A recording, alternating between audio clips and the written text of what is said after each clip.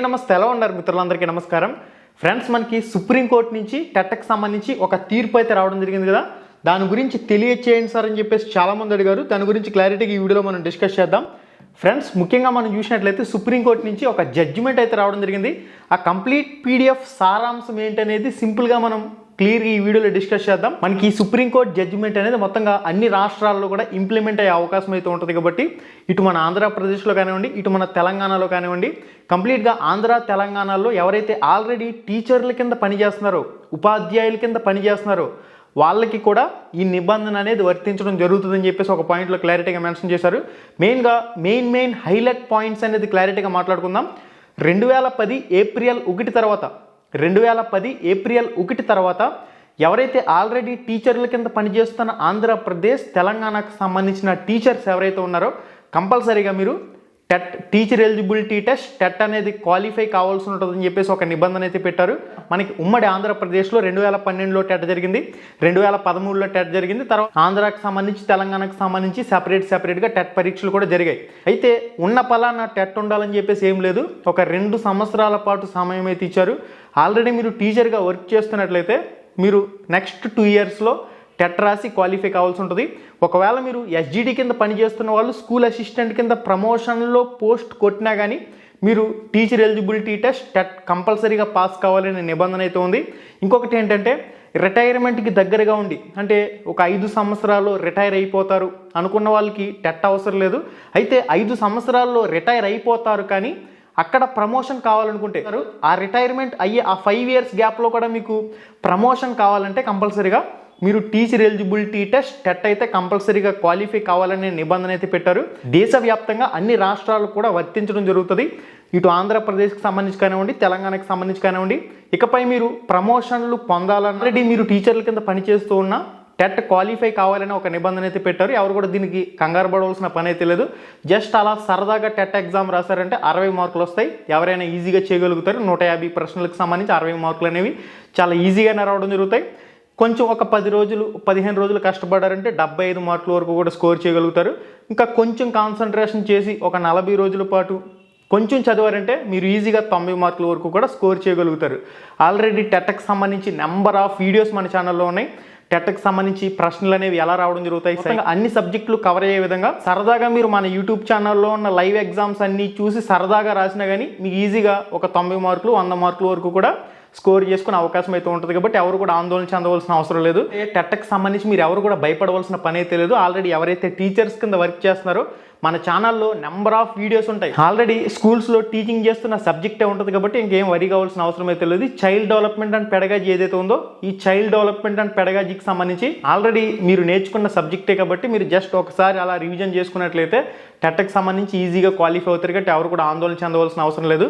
SC ST క్యాండిడేట్లు కానివ్వండి, physically handicapped క్యాండిడేట్లు కానివ్వండి, ఎక్స్ సర్వీస్ మ్యాన్కి సంబంధించి కానివ్వండి, 150 మార్కులకి జరిగే టెట్ పరీక్షలో 60 మార్కుల మినిమం క్వాలిఫైయింగ్ మార్క్స్ అయితే పెట్టారు. బీసీ వాళ్ళకి సంబంధించి 75 మార్కులు తెచ్చుకోవాల్సి ఉంటుంది. ఓసీ క్యాండిడేట్లకు సంబంధించి, ఈడబ్ల్యూఎస్ క్యాండిడేట్లకు సంబంధించి 90 మార్కుల టెట్ మార్క్స్ క్వాలిఫైయింగ్ మార్క్స్ అయితే తెచ్చుకోవాల్సి ఉంటుంది. మన ఏపీ టెట్ కానీ తెలంగాణ టెట్ కానీ నెక్స్ట్ ఎవ్రీ ఇయర్ కంపల్సరీగా జరుగుతాయి. కాబట్టి ప్రతి 6 నెలలకి ఒకసారి టెట్ రావాలనే నిబంధన కూడా ఉంది.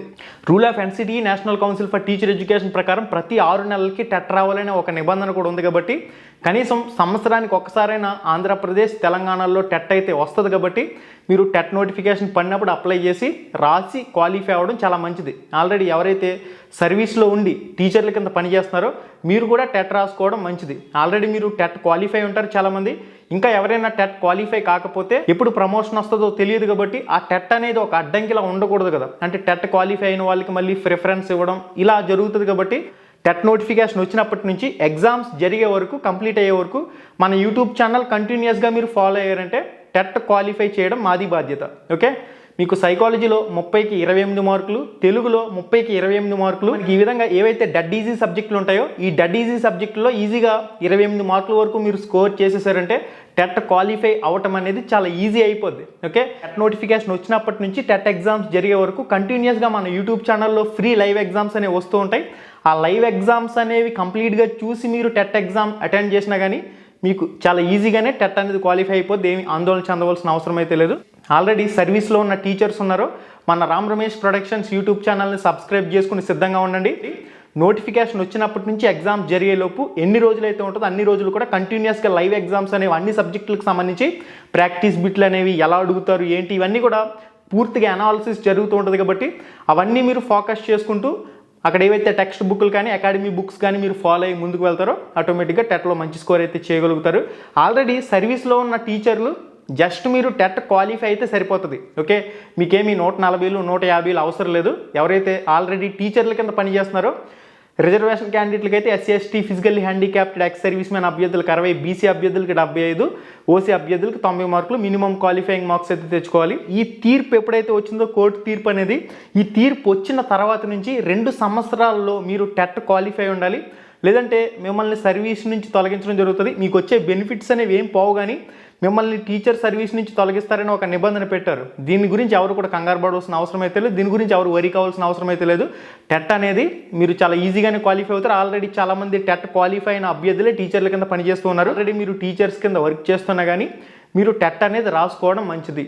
ఓకే, లాస్ట్ 5 ఇయర్స్లో రిటైర్ అయిపోయే వాళ్ళకి సంబంధించి టెట్ అనేది అవసరం లేదు అంటున్నారు, కానీ లాస్ట్ 5 ఇయర్స్లో రిటైర్ అయ్యే వాళ్ళు కూడా టెట్ రాసి క్వాలిఫై అవ్వడం మంచిది. ఎందుకంటే లాస్ట్ 5 ఇయర్స్లో మళ్ళీ మీకు ఏదైనా ప్రమోషన్ కావాలంటే కంపల్సరీగా 2 సంవత్సరాల్లో మీరు టెట్ క్వాలిఫై అవ్వాలనే నిబంధన పెట్టారు. ఒకవేళ మీరు 2 సంవత్సరాల్లో టెట్ క్వాలిఫై కాకపోతే మిమ్మల్ని సర్వీస్ నుంచి తొలగించబడును అనే ఒక నిబంధన కూడా యాడ్ చేశారు. కాబట్టి ఇది గైస్ దీనికి సంబంధించిన కంప్లీట్ సమాచారం. ఈ వీడియో ద్వారా మీకు కొంత ఇన్ఫర్మేషన్ అయితే అందించుంటామని చెప్పేసి అనుకుంటున్నాం.